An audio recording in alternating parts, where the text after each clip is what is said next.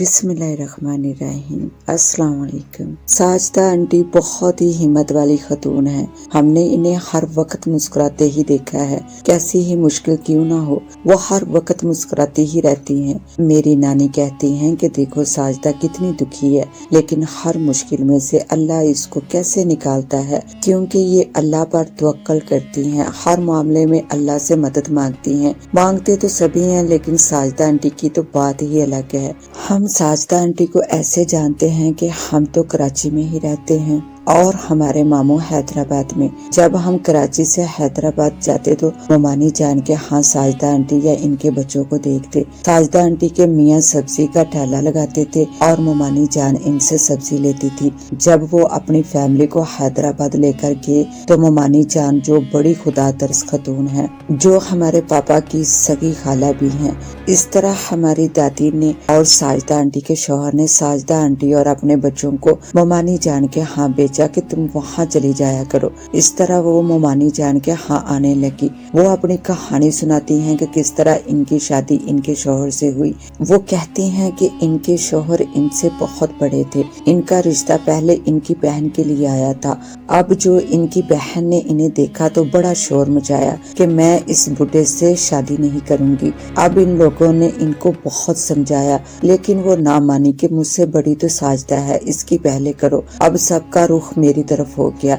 मैंने भी बहुत शोर मचाया, लेकिन मेरी एक न सुनी गई और मेरी शादी इनसे कर दी गई। लेकिन मैं भी अड़ गई कि मैं नहीं जाऊंगी। मैं नहीं गई और 6 महीने तक नहीं गई। लोगों ने बहुत समझाया, फिर मैं 6 महीने के बाद इनके घर गई। ये बड़े सख्त थे, बात बात पर मारने के लिए ईंट उठा लेते और मैं भागकर आपा मोमानी जान के यहाँ आ जाती। फिर आपा ने इनसे कहा कि अब तुमने मारना नहीं और आराम से समझाया करो, और मेरे मियाँ जो आपा का बड़ा एहतराम करते थे मान गए। फिर नहीं मारा उन्होंने। मेरे 4 बच्चे हैदराबाद में हुए। आपा जान ने हमारा बड़ा ख्याल रखा। वो हर तरह से हमारी मदद करती थी। मैं इनको अपनी बड़ी बहन समझती थी, अपनी सगी बहन समझती थी और आज भी समझती हूँ। फिर हम कराची आ गए क्योंकि बच्चे बड़े हो रहे थे और सिर्फ सब्जी से गुजारा होना मुश्किल हो रहा था। खैर कराची आकर मेरे शौहर ने मिस्त्री का काम शुरू कर दिया। वो अच्छा कमाने लगे। मेरे 3 बच्चे यहाँ कराची में हुए। हम अच्छी जिंदगी गुजारने लगे। फिर अचानक एक दचका सा लगा कि मेरे शौहर का इंतकाल हो गया।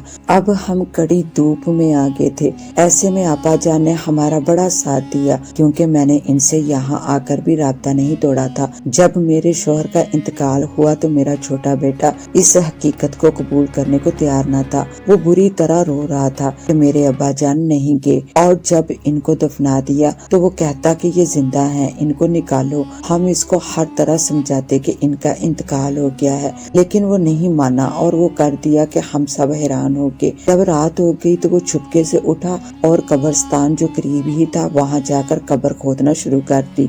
इस ठक ठक की आवाज से गोरकन भागा आया और जब इसने देखा तो वो हैरान रह गया। कब्र की एक सील भी हटा ली गई थी। इसने भागकर मेरे बेटे को पीछे किया और सील वापस रख दी और इसको लेकर हमारे घर आया, क्योंकि कब्रिस्तान हमारे घर के रास्ते में था और घर से करीब था। घर करीब होने की वजह से वो हमारे घर को जानता था, इसलिए मेरे बेटे को लेकर वो हमारे घर आ गया। अब हम इस बच्चे से पूछ रहे थे कि तुमने ये क्यों किया, तो वो गुमसुम सा था, कुछ बोल ही नहीं रहा था। वो परेशान था। इसने खाना खाया, फिर वो ऐसा हो गया कि इसको ना कपड़े बदलने का होश था ना खाना खाने का। वो होश से बेगाना सा हो गया। वो अपने होश में ही नहीं था कि क्या कर रहा है। एक दिन वो पूरे कपड़े उतार कर आ गया। मैंने फिर सोचा कि इसको अब घर में रखना ठीक नहीं, इसको ईदी सेंटर भिजवाना होगा। मैं ये सोचकर परेशान हो गई कि इसे कैसे ले जाऊंगी। यही सोचते मेरी आंख लग गई कि एक जोर की चीख से मेरी आंख खुल गई तो देखा मेरी बेटी भाग रही है और मेरा वो बेटा एक टूटा शीशा हाथ में लिए इसको मारने के लिए इसके पीछे भाग रहा है। मैंने अपनी बेटी को स्टोर में छुपा दिया और उसी वक्त मोहल्ले के लड़कों को बुलाकर इसको लेकर ईदी सेंटर गई और इसको वहाँ दाखिल करवा दिया। ये सब करके मेरा दिल खून के आंसू رو رہا تھا۔ میرا سب سے خوبصورت اور سمجھدار بیٹا ایسا ہو گیا تھا، وہ سب سے زیادہ اپنی بہنوں اور میرا خیال کرتا تھا۔ خیر اللہ کی رضا میں راضی تھی۔ اگلے ہی دن وہ پھر آ گیا، میں پھر لے کر عیدی سینٹر گئی۔ اسی طرح کئی دن چلتا رہا، اور جب میں ان پہرے داروں سے کہتی کہ وہ کیوں آنے دیتے ہیں تو وہ کہتے ان کو پتہ بھی نہیں چلتا۔ پھر وہ ایک دن عیدی سینٹر سے بھی غائب ہو گیا۔ پھر ایک دن وہ پھرتا پھراتا گھر آ گیا۔ میں نے کہا تو کیوں بھاگ کر آ جاتا ہے؟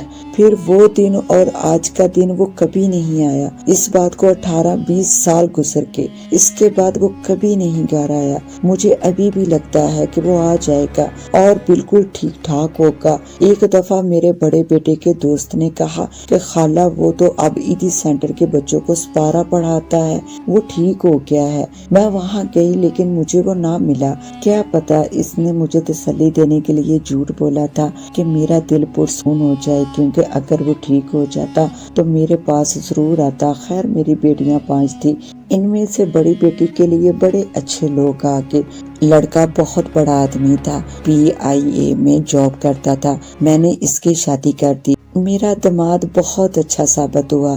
میرے شوہر کی پہلی بیوی کا بانجا تھا۔ اب میری دوسری بیٹی کا بھی اچھا رشتہ آ گیا۔ لڑکا باہر تھا، اس کی بھی شادی کر دی۔ ایک دن میری تیسرے نمبر والی بیٹی کی طبیعت خراب ہو گئی۔ پھر دن گزرتے گئے اور اس کی طبیعت خراب سے خراب ہوتی گئی۔ ایک وقت ایسا آیا کہ ڈاکٹرز نے جواب دے دیا، اس کے دانت گر گئے، اس کے بال ختم ہو گئے۔ جناح ہاسپٹل کے ڈاکٹر میڈیکل کے اسٹوڈنٹ تجربات کرنے میں لگ گئے۔ جب ان کو بھی کچھ سمجھ نہ آیا تو انہوں نے بھی جواب دے دیا۔ اب میں اس کو لے کر جناح ہاسپٹل کے صحن میں بیٹھی رو رہی تھی کہ ایک خدا ترس لیڈی ڈاکٹر وہاں سے گزری اور مجھ سے اس کا حال پوچھا۔ میں نے روتے روتے بتایا تو اس نے اسی وقت ایمبولینس منگوائی اور اس کو اپنے ہاسپٹل لے گئے۔ وہاں اس نے اس کا علاج شروع کیا تو وہ صحیح ہونے لگی۔ اس نے بتایا کہ اس کی رگ رگ میں تار ڈالے گئے ہیں تجربات کے چکر میں۔ خیر اللہ نے اس کو ٹھیک کر دیا۔ آج وہ میرے سب بچوں میں بلی چنگی ہے ماشاءاللہ۔ پھر اس کا ایک رشتہ آیا، محلے کے ہی لوگ تھے۔ میں نے اپنے طور پر ہی تحقیق کی اور میرے پاس کون تھا جس سے کہتی۔ خیر شادی کر دی اپنی بچی کی۔ بعد میں پتا چلا کہ لڑکا شرابی ہے۔ اب میں اپنی بیٹی سے کہتی کہ اس سے طلاق لے لو تو وہ کہتی نہیں، آپ نے میری شادی کر دی ہے، اب مجھے اپنے شوہر سے محبت ہے، اب میں اس سے طلاق نہیں لے سکتی، میں شراب کی لت اس سے چھڑوا دوں گی۔ لیکن میری بیٹی کچھ نہ کر سکی۔ ایک دن ہمیں اس کا فون آیا کہ میں ہاسپٹل اپنے شوہر کو لے کر آئی ہوں۔ ہم بھاگ کر ہاسپٹل پہنچے۔ جا کر دیکھا تو وہ زور زور سے رو رہا تھا کہ ابھی مجھے نہیں مرنا، اور اس کا وہاں کوئی بھی رشتہ دار نہیں تھا۔ ڈاکٹر سے پتا چلا کہ اس کے معدے میں زہریلی چیز پہنچی ہے۔ پھر بعد میں پتا چلا کہ اس نے ایکسپائری شراب پی لی تھی، اسی وجہ سے اس کی یہ حالت ہوئی۔ اور پھر وہ یہ کہتے کہتے مر گیا کہ مجھے نہیں جانا، مجھے نہیں مرنا ابھی۔ میری بیٹی کا حال بہت برا تھا، وہ اس کی تصویر اپنے سامنے رکھ کر سوتی تھی۔ پھر مہینے بیت گئے، اس کو سمجھایا کہ مرنے والے کے ساتھ مرا نہیں جاتا۔ پھر آہستہ آہستہ وہ صحیح ڈگر پر آئی۔ اس نے پھر وقت گزاری کے لیے جاب کر لی۔ پھر اس کے ساتھ ایک ایسا واقعہ پیش آیا، وہ بس اسٹاپ پر کھڑی تھی کہ بس اس کے پاؤں پر چڑھتی چلی گئی اور وہ وہیں گر گئی۔ اس کو ہاسپٹل لے جایا گیا، اس کے پاؤں کا پنجہ آدھا کٹ گیا، وہ اپاہج ہو گئی۔ پھر وہ کافی عرصے کے بعد سنبھل گئی اور اس زندگی کا حصہ بن گئی۔ اس نے ایک بار پھر جاب کر لی۔ میں اسے کہتی رہتی تھی کہ وہ شادی کر لے۔ پھر ایک دن اس نے بتایا کہ ایک صاحب ہیں، وہ مجھ سے شادی کرنا چاہتے ہیں، میں نے ان سے آپ سے ملنے کا کہہ دیا ہے، وہ آ جائیں گے آپ سے ملنے کے لیے، آپ ان سے مل لیجئے گا، وہ شام میں آئیں گے۔ اچھی عمر کے صاحب تھے، میں نے بھی ان سے مل لیا۔ جب وہ چلے گئے تو میں نے کہا کہ یہ تم سے بہت بڑا ہے، تو میری بیٹی نے کہا کہ یہ انسان اچھی عادت کا مالک ہے، آپ ان سے میرا نکاح پڑھوا دیں۔ میں نے سوچا چلو یہ اپنے بارے میں سوچ تو رہی ہے، پر میں نے اپنے طور پر بھی انکوائری کروا لی تھی، ہاں کر دی اور شادی ہو گئی۔ اب اللہ کا شکر ہے وہ اپنے گھر میں خوش ہے، اپنا ذاتی فلیٹ ہے۔ اب ہماری بھی زندگی کی گاڑی چل ہی رہی تھی کہ میرے بڑے بیٹے نے میرے داماد کی بانجی سے شادی کر لی۔ اگر میرا بیٹا مجھ سے کہتا تو میں بھی اس کی شادی وہیں کر دیتی، لیکن लेकिन शायद इसको डर था कि मैं नहीं मानूंगी, क्योंकि वो लड़की मेरे शौहर की पहली बीवी की रिश्तेदार थी। हालांकि मेरे दामाद भी तो वहीं से ताल्लुक रखते थे। वो लड़की बहुत तेज थी, मेरे बेटे को लेकर अलग हो गई। इस बेटे के घर फिर मैं कभी नहीं गई, क्योंकि ये लड़की बहुत बदतमीज है। एक दिन चली गई थी तो इसने कहा कि मेरे घर से निकल जाइए। मैं भी रो धो कर वापिस आ गई। मैंने अपने बेटे को बताया। मेरे बेटे ने कहा कि मैं इसे समझाऊंगा, लेकिन मुझे यकीन है कि इसने कुछ नहीं कहा होगा। एक दिन मेरा सबसे छोटा बेटा उठा तो इसका मुंह नहीं खुल रहा था। इसे डॉक्टर के पास ले गई। डॉक्टर ने कहा कि इसके टेस्ट होंगे। टेस्ट के बाद पता चला कि इसे कैंसर है। अब मैं फिर बहुत परेशान थी कि अब मैं क्या करूं। अल्लाह से कहा कि इतना पैसा भी नहीं कि मैं अपने बेटे का इलाज करवा सकूं। तू ही सब ठीक करने वाला है, मेरी मदद तू ही करेगा।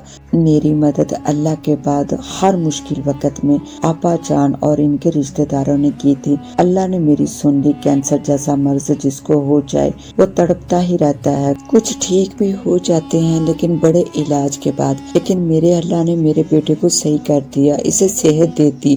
अब बस इसको एक सस्ती सी एक गोली खानी होती है जो मैं आसानी से ले आती हूँ। अब वो भी जॉब कर रहा है। अब मैं बीमार रहने लगी हूँ, बच्चे खिदमत करते हैं। ये थी साजिदा आंटी की कहानी, जिन्होंने कभी हिम्मत नहीं हारी। बस अल्लाह से ही कहा।